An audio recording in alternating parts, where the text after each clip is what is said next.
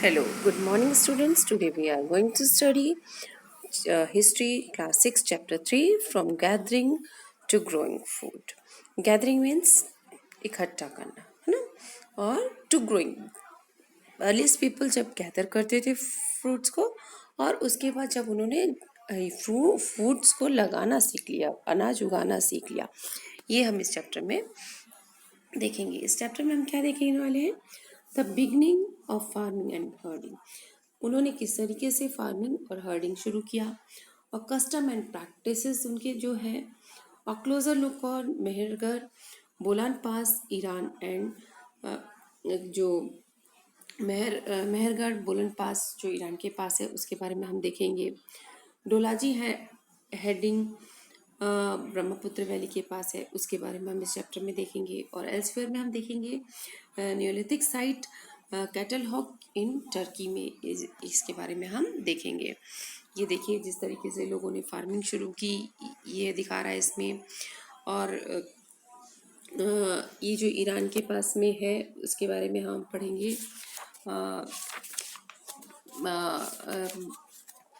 आपको बताया मैंने मेहरगढ़ है उसके बारे में हम पढ़ने वाले हैं, है ना। और ये टर्की में कैटल हॉक जो बनाते थे उसके बारे में हम पढ़ने वाले हैं इस चैप्टर में। और मेहरगढ़ के बारे में जो ईरान के पास है उसके बारे में हम पढ़ने वाले हैं इस चैप्टर में, हम देखेंगे। Chapter 3 from gathering to growing foods. Nino's lunch. Nino was eating her favorite food, boiled rice, squash, pumpkin, beans, and meat. Her grandmother had grown the squash, pumpkin, and beans in the little garden plot at the back of her house. She remembered the food had been so different when she had been to the Madhya Pradesh as a part of school trip. It was hot and spicy. Why that so? यह निनियंस जब lunch कर रही होती है तो उसकी दादी ने अलग अलग प्रकार के पम्पकिन, बीन्स, स्क्वैश, पम्पकिन सब्जी बनाई है, मीट बना था। जब उसने देखा कि उसका टेस्ट क्या था, डिफरेंट था, जो उसकी दादी ने बनाया और जो फूड वो मध्य प्रदेश में जब मैं ट्रिप में गई थी तो उसका टेस्ट जो था डिफरेंट था। ऐसा क्यों? Varieties of food. Today, most of our food, such as fruit, vegetables, grain, milk, and meat, comes from plants that are grown and animals that are rare. Plant and different plants grow in different conditions. Rice, for example, requires more water than the wheat and barley. This explains why farmers grow some crops in some areas and not in the other areas. Different animals too prefer different environments. For instance, sheep and goat can survive more easily than cattle in the dry and hilly environment. But as you saw in chapter 2, women and men did not always produce their own foods. हमने देखा कि बहुत सारे varieties of food इंसान खाता है ना, तो फ्रूट्स है, वेजिटेबल्स है, ग्रेन खाते हैं, मिल्क है, मिल्क प्रोडक्ट्स, ये चीज़ें हमको कहाँ से मिलती है? We get it from animals और प्लांट्स। हमें या तो जानवरों से चीज़ें मिलती हैं या तो प्लांट्स के द्वारा चीज़ें मिलती हैं। और जब हम that grown and animals that जो प्लांट्स हम उगाते हैं उससे हमको खाने को मिलता है, या जो चीज़ जो जानवर हम पालते हैं उससे हमको चीज़ें मिलती हैं। जैसे आपको पता है हम क्या खाते हैं, प्लांट से हमको क्या क्या मिलता है? ग्रेन्स मिलते हैं, अनाज मिलता है, आपको पता है, वीट, गेहूँ, राइस, चावल, आपको बार्ले मिलता है मीन्स ज्वार, मिलेट्स मिलता है बाजरा, कॉर्न मीन्स मक्का। ये सारी चीज़ें हमको कहाँ से मिलती है? प्लांट से मिलती है। और एनिमल्स से हमको मिलता है मिल्क प्रोडक्ट्स मिलता है, मिल्क मिलता है, और मीट मिलता है, ये एनिमल प्रोडक्ट्स है।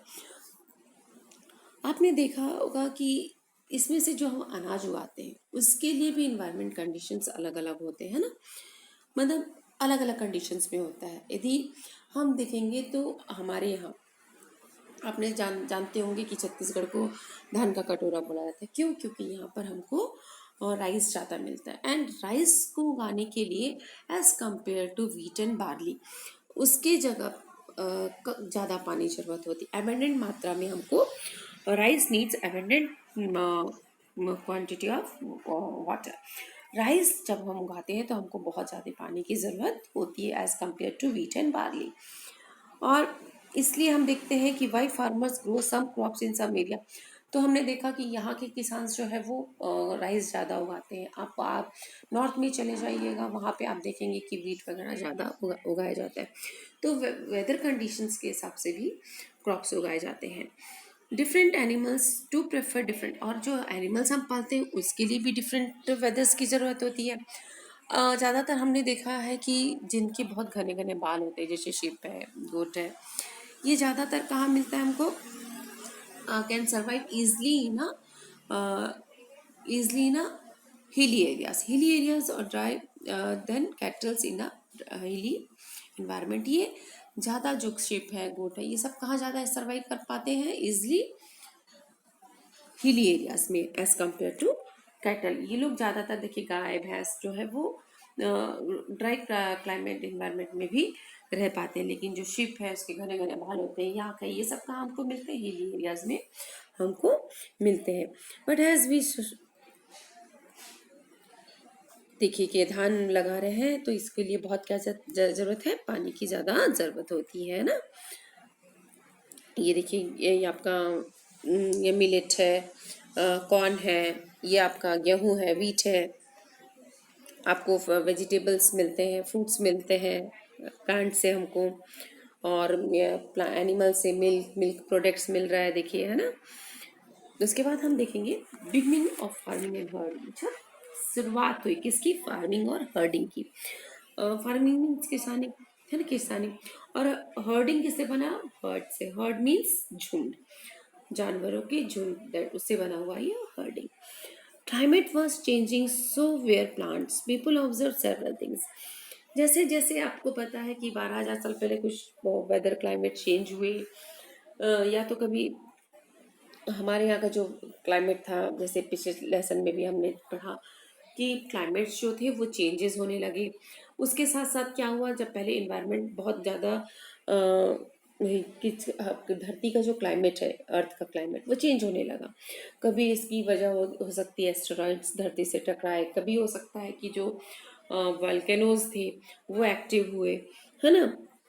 और कुछ वजह थी आइस एजेस के कारण से भी हो सकता है। तो आइस एजेस क्या थे, तो बहुत आइस एजेस ऐसी चीज है जिससे क्या होता है, पूरी जगह आइस जो पानी है वो बर्फ जम जाता है। तो जो लास्ट आइस एज आया था करीब करीब वो 70,000 साल पहले आया था। और उसके बाद जो मिनी आइस एज था वो आपको करीब करीब 20,000 से 15,000 साल पहले था। जो इस समय क्या था, पेड़ पौधे जब पूरा आइसेज आया, मीन्स पूरी जगह आइस हो गए पानी की जगह, तो ठंडी जगह हो गई। तो आपको पता है ठंडी क्लाइमेट्स में जहाँ बर्फ हो जाते हैं तो क्या होता है, पानी जम जाता है, तो उसमें पौधे वगैरह उगना मुश्किल हो जाता है। लेकिन धीरे धीरे क्या हुआ, वातावरण हमने पढ़ा जैसे चैप्टर्स में भी, कि हमारा एनवायरनमेंट जो है वो वार्म होने लगा। तो वार्म 12,000 पहले की बात है। तो उसके बाद लोगों को क्या तो लोगों ने जानवर पालना शुरू कर दिया। ये हमने सेकंड चैप्टर में पढ़ा है। तो उन्होंने जानवर पालना शुरू कर दिया, और उसके साथ उन्होंने क्या किया, कुछ उसमें घास वगैरह उगने लग गई। तो उन्होंने देखा तो घास उगने शुरू हो गए, ग्रेन्स, और उसमें से घास में से कुछ ऐसे घास थे जिसमें से हमको अनाज मिलता था। जब ये घास उगने लगे तो जो ग्रास ईटिंग एनिमल्स है वो भी बढ़ गए। तो जब इन्होंने देखा कि कुछ ग्रेन्स ऐसे थे जिसको इजीली पका के हम खा सकते थे, तो इन्होंने क्या किया, उसको लगाना भी शुरू किया। जब उन्होंने देखा कि हम कहीं पर भी डाल देते हैं तो वो शीड्स क्या हो जाते हैं, उगना भी शुरू हो जाते हैं, है ना। आप भी देखना कभी कभी टमाटर का बीजा ही, आपके घर में टमाटर लगा हो, टमाटर का बीजा हो, किसी चीज़ का बीजा गिर जाता है, और करेला वगैरह का बीजा भी देखना, तो वहीं से उसका दोबारा पौधा उगना शुरू हो जाता है। तो ये भी चीज़ें उन्होंने ऑब्जर्व की, है ना, आदि मानव ने, वो भी उन्होंने ऑब्जर्व किया। क्योंकि वो तो हंटर गैदरर्स थे, सिर्फ हंटिंग करते थे या रखते थे, लेकिन जब उन्होंने फार्मिंग शुरू की तो उन्होंने ये सब चीज़ें ऑब्जर्व की। तो ग्रेन्स देखा उन्होंने कि ये इसको पकाना इजी है, खा सकते हैं, तो उन्होंने उसको स्टोर भी करना शुरू किया। देखिएगा climate was change so very plants people observe sir, उन्होंने कुछ क्या क्या चीज़ें ऑब्जर्व की, देखिए। Place where edible plants were found, उन्होंने वो जगह ऑब्जर्व की जहाँ पे एडिबल, एडिबल मीन्स होता है, एडिबल मीन्स खाने योग्य, जिसको हम खा सकते हैं। How seeds broke of and fell on ground, किस तरीके से जब बीजे पक जाते हैं तो वो जमीन में गिर जाते हैं और दोबारा उसमें से एक नया पौधा निकलता है। How new plants came out from, और उसमें से नया पौधा कैसे निकलता है, ये भी उन्होंने ऑब्जर्व किया। They begin looking after the plants protecting them from the birds and animals, in this way they become farmers। अब उन्होंने क्या किया, जब देखा कि ये तो खाने की चीज़ें हैं, हमको ग्रेन्स मिल रहा है, इससे अनाज मिल रहा है, खा सकते हैं, तो जब उन्होंने इसको लगाया तो उन्होंने क्या किया, अब देखो, एक वो पहले क्या थे, हंटर गैदरर से वो एक जगह से दूसरी जगह जाते रहते थे, वो एक जगह सेटल नहीं होते थे।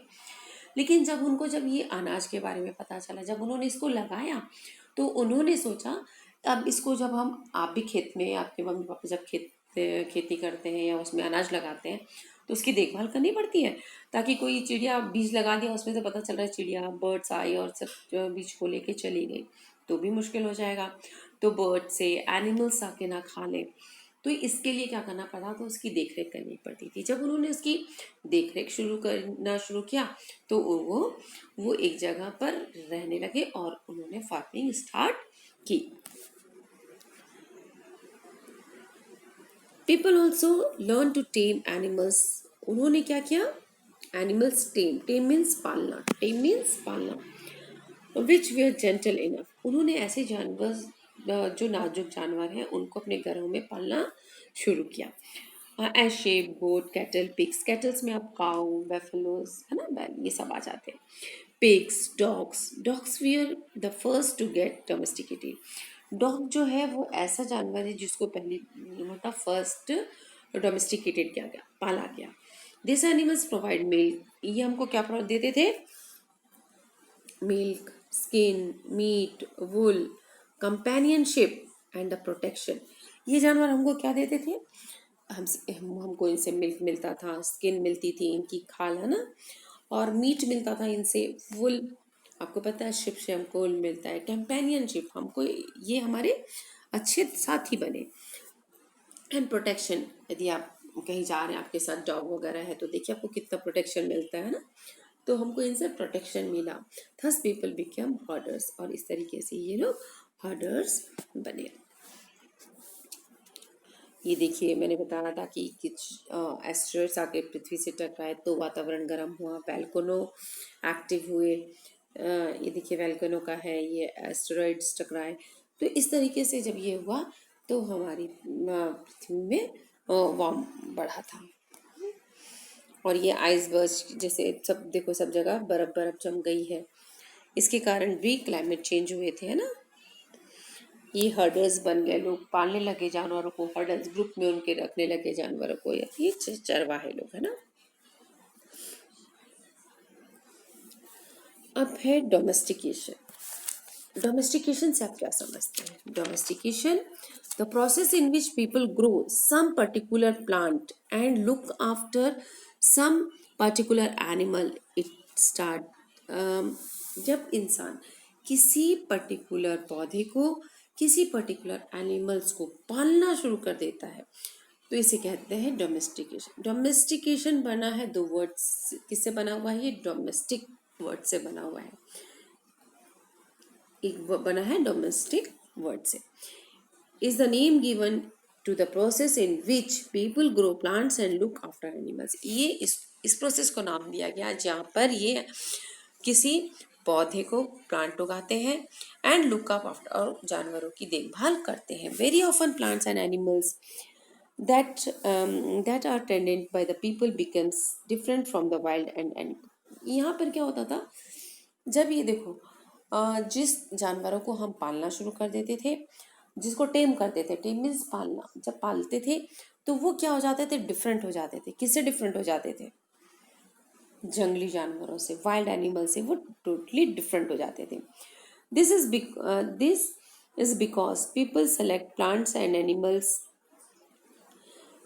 this is because people people selects plants and animal for domestication. अभी इसकी वजह क्या है कि वो डिफरेंट है, क्योंकि उन्होंने उसको पालना, डोमेस्टिकेट करना शुरू कर दिया, पालना शुरू कर दिया। They select, for example, they select plant that yield large size grain and have a strong stalks capable of bearing the weight of ripe grain. Seeds from the selected plants are new plants and the seeds will the same qualities. Amongst देखो अब उन्होंने क्या किया, उन्होंने ऐसे पौधे plant select किए जिसके जो ग्रेन्स है वो क्या है, लार्ज साइज के हों, जो मतलब जो अनाज हो वो बड़े साइज के हों, उसको उन्होंने लगाना शुरू किया। उसके जो स्ट्रॉन्ग स्टॉक, स्टॉक मीन्स डंठल, जो उसकी डंठल हो वो स्टॉक हो, ताकि जब अनाज पके तो वो उसको बियर कर सके, पकड़ सके, है ना, उसके डंठल स्ट्रॉन्ग होंगे तो इस तरह के अनाज, ताकि उसके जो हम बीजे स्टोर करेंगे अच्छी क्वालिटी का होगा। आपको भी पता है, जैसे आप बीजे घर में लगाते हैं अनाज, तो उसके बीजे आपको देखो हम लोग स्टोर कर रख के रखते हैं, ताकि वो बीजे हम दोबारा अगले साल हम उसको लगा सकें। बीजों को हम बचा के रखते हैं, सीड्स को, ताकि हम उसका दोबारा लगा सकें। तो उन्होंने भी उसी तरीके का काम करना शुरू किया, ताकि वो सेम क्वालिटी का अनाज दूसरी बार भी उनको मिले। Amongst animals, those that are relatively gentle are selected for the breeding.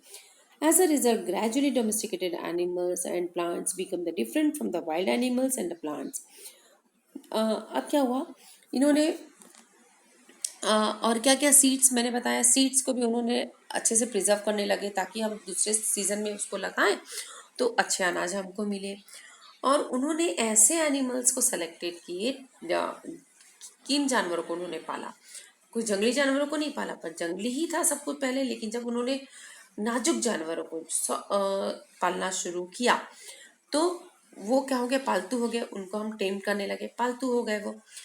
अब इन जब वो पालतू हो गए तो उनमें क्या डिफरेंस आया, wheat barley and sheep goat were the first to be domesticated. जो वीट, आपको पता है वीट मीन्स गेहूं और बार्ली मीन्स ज्वार जो है, और शिप और गोट जो है वो फर्स्ट पहली बार डोमेस्टिकेट किया गया, उसको पाला गया। वीट और बार्ली को उन्होंने उगाया, और शिप और गोट थे जिनको उन्होंने पहली बार डोमेस्टिकेट किया। अब देखिए इसका इफेक्ट क्या हुआ। आप रिजल्ट ऑफ डोमेस्टिकेशन, जब उन्होंने पेड़ जो पौधे थे उसको लगाया, अनाज उगाया और कुछ जानवरों को उन्होंने पाला, तो उसका रिजल्ट क्या हुआ, domesticated plants and animals become different from the wild animals. जिस जानवरों को हम पालते थे और तो वो क्या हुआ, वाइल्ड एनिमल से डिफरेंट हो गए। दे हैड अ स्मॉलर, उनके जो दांत थे, जो कोई जो जानवर है, इसको हम इस तरीके से समझते हैं, जैसे कोई जानवर है, जंगली जानवर है, यदि वो जंगल में रहेगा तो उसके दांत, उसके हॉर्न जो है वो बहुत नुकीले होते हैं, क्योंकि जंगली जानवरों से लड़ना, जंगली पेड़ पौधे खाना, तो उसके दांत वगैरह भी उस तरीके से बन जाते हैं स्ट्रॉन्ग, ताकि वो जंगली चीज़ों को आसानी से खा सके, है ना। और उसके हॉर्न्स, ताकि वो जंगली जानवरों से लड़ सके, तो बहुत तेज रहते थे। लेकिन जब हम अपने घर में देखो, गाय है, हम गाय पालते हैं, बकरी पालते, तो क्या इनके दांत इतने तीखे रहते हैं? नहीं रहते, है ना। क्योंकि जब ये जिस हैबिट में इनको रखा गया, इनको नाजुक नाजुक घास दिए गए खाने के लिए शुरू में, जब इनको पाला गया, तो उनके जो दांत है वो उसी तरीके से हो गए, इनके जो हॉर्न है वो उसी तरीके से हो गए, तो इन लोग डिफरेंट हो गए जंगली जानवरों को, क्योंकि वो उस वातावरण में रहते थे तो वो उस तरीके से उनके हो जाते थे। जब उनको घरों में पालना शुरू किया गया तो वो उस तरीके से ही नाजुक बनने लगे। They became less and less aggressive, अब वो लोग जंगली जानवरों की तरह ज़्यादा एग्रेसिव नहीं थे। And has a bold ones of them we are killed first, और जो उनमें से बोल्ड वन थे, जिनके बहुत ज़्यादा तेज थे, उनको पहले मार दिया गया। और relatively gentle ones we are selected for breeding, और जो नाजुक थे उनको उनके ब्रीडिंग के लिए आगे रखा गया, ताकि उनमें से आगे की पीढ़ी बढ़ सके, उनको रखा गया। तो ये रिजल्ट ऑफ डोमेस्टिकेशन हुआ। अब आया न्यू वे ऑफ लाइफ, अब नया तरीका जीने का आया। क्या है ये? Growing crops needs a lot of time. अब पता है आपको, जब हम क्रॉप्स लगाते हैं तो उसको बहुत टाइम लगता है एंड एफर्ट्स भी देने पड़ते हैं। आप सोइंग सीड्स, आप पहले क्या लगाते हैं, बीजे लगाते हैं, फिर उसको पानी देते हैं। वीडिंग, फीडिंग मीन्स क्या है, आपने भी देखा होगा कि आप लोग जब अनाज लगाते हैं तो उसमें बहुत, अनाज के साथ साथ अभी जैसे धान लग रहा है तो धान के साथ साथ बहुत ज़्यादा जंगली पौधे भी छोटे छोटे उगाते हैं। तो हम उस उसको भी हमको हटाना होता है। यदि हम उसको नहीं हटाएंगे तो वो हमारे जो असली अनाज है या असली धान है उसको खराब करेंगे वो लोग। तो हम लोग फालतू जो हो जाते हैं, पौधे निकल के आ जाते हैं छोटे छोटे, हमको उसको हटाना पड़ता है। That is called weeding. Driving out animals and birds, अब देखो अनाज लगा दिया, उसमें छोटे छोटे पौधे भी उगा रहे हैं, तो हमको उसको किससे बचाना होगा, जानवरों से बचाना होगा, बर्ड्स को हटाना पड़ेगा ताकि वो उसके बीजे ना खाते जाए, है ना। जो बीजे हैं सीड्स है उसको ना खा ले, तो हमको उसको भी हटाना पड़ेगा। Storing grains for the food and seeds, अब जब ये अनाज हो जाएंगे तो हमको इसको स्टोर भी करना होगा। इसको स्टोर करने के लिए मतलब देखो, अब जब उन्होंने, अब न्यू लाइफ आ गया उनकी, जब वो एक जगह से दूसरी जगह, जब उन्होंने खेत अनाज देखा कि उगते हैं तो उन्होंने सेटल होना शुरू कर दिया। सेटल होने के बाद उसकी देखभाल करने के लिए वो कम से कम 5-6 महीने एक जगह तो रहने लगे ना, क्योंकि स्टोर करने लगे थे वो अनाज को, उसका देखभाल करने के लिए खेती को। तो वो एक जगह पे रहने लगे, वो सेटल्ड होने सीख गए वो लोग। और अब उसको किस तरीके से देखभाल करनी होती है, पहले बीज लगाना है, उसको पानी देना है, जो अनवांटेड पौधे हैं वेडिंग करना पड़ता है, उसको उसको जानवरों से बचाना पड़ता है, बर्ड से बचाना पड़ता है। और लास्ट में उसको स्टोर करना सीखा उन्होंने कि किस तरीके से हम स्टोर कर सकते हैं। People started making large clay pots and woven basket और dig dug pits to store. अब जब उन्होंने अनाज हो गया, तब उन्होंने इसको किस तरीके से अब स्टोर करना ये भी तो जाना, तो इसलिए उन्होंने बड़े बड़े मिट्टी के बर्तन यूज़ किए उसको स्टोर करने के लिए। और उन्होंने डक पिट्स मतलब ज़मीन के अंदर में खोद के कमरे जैसे बनाए ताकि अनाज को वहाँ पर वो स्टोर कर सके। और बांस वगैरह के देखो इस तरीके से उन्होंने टोकरियाँ बनाई जिससे वो उसको रख सके उसमें अनाज, इस तरीके से उन्होंने बनाया। पॉट्स यूज़ किया उन्होंने। अब क्या हुआ, स्टोरिंग एनिमल्स, अब एनिमल्स को भी वो लोग रख ले रहे थे। Animals multiplying naturally beside if they are looked after carefully they. अब एनिमल्स, प्लांट्स की तो देखभाल उन्होंने की, अब देखो एनिमल्स को भी उन्होंने पाला था। एनिमल्स, उनको मिल्क प्रोडक्ट्स मिलते थे, मिल्क सोर्स ऑफ फूड था वो, मीट मिलता था उनको। What never required in the other words animals that are reared can be use as a store of food. अब एनिमल्स को भी उन लोग पालते थे ताकि उनको वो भी स्टोर ऑफ फूड के काम आता था।